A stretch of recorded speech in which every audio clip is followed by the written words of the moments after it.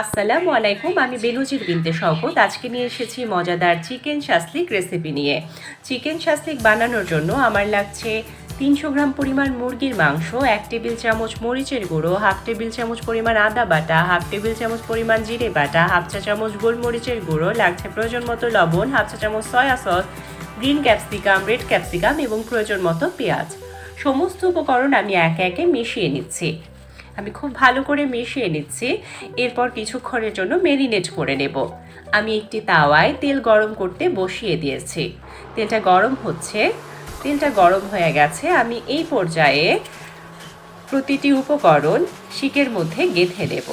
সাজানোটা একেবারেই নিজস্ব ব্যাপার, তবে চেষ্টা করবেন ক্যাপসিকাম, পেঁয়াজ, মাংস এভাবে করে সাজাতে, তাহলে দেখতে সুন্দর লাগে। শাসলিকগুলো রেডি করে নিচ্ছি।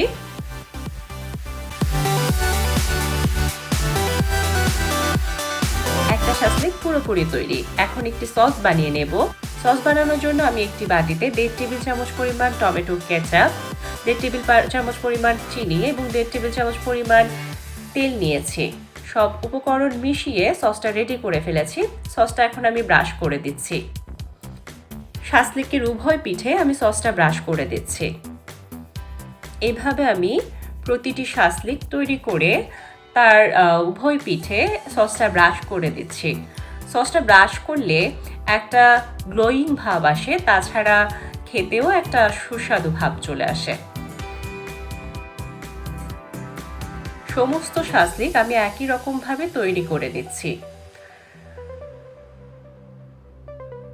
শাসলিকগুলো আপনারা চাইলে পরোটার সাথে খেতে পারেন কিংবা খেতে পারেন নানের সাথে, যে কোনোভাবেই খাওয়া যায়। দেখছেন শাসলিকগুলো খুব সুন্দরভাবে তাওয়ায় তৈরি হয়ে যাচ্ছে। শাসলিক বিভিন্ন রকমভাবে তৈরি করা যায়। আমি চেষ্টা করলাম বাসায় থাকা উপকরণগুলো দিয়ে খুব সহজে কিভাবে আপনাদের তৈরি করে দেখানো যায় সেই প্রসেসটা ফলো করতে। আশা করছি ভালো লাগবে। আপনারা বাসায় নিশ্চয়ই তৈরি করবেন। আমার সমস্ত শাসলিক তৈরি করা শেষ।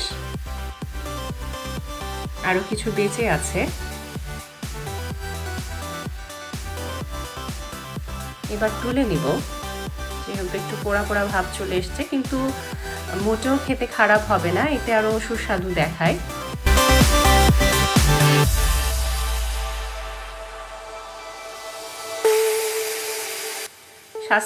বাকি শাসলিকগুলো আমি দিয়ে দিচ্ছি।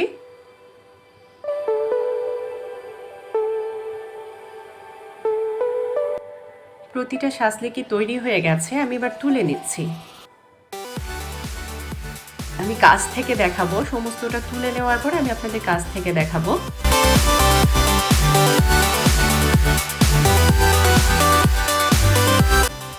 দেখুন কতটা সুন্দর হয়েছে। এভাবেই পরিবেশন করবেন। দেখতেও ভালো লাগবে, খেতে তো অবশ্যই ভালো লাগবে। ধন্যবাদ।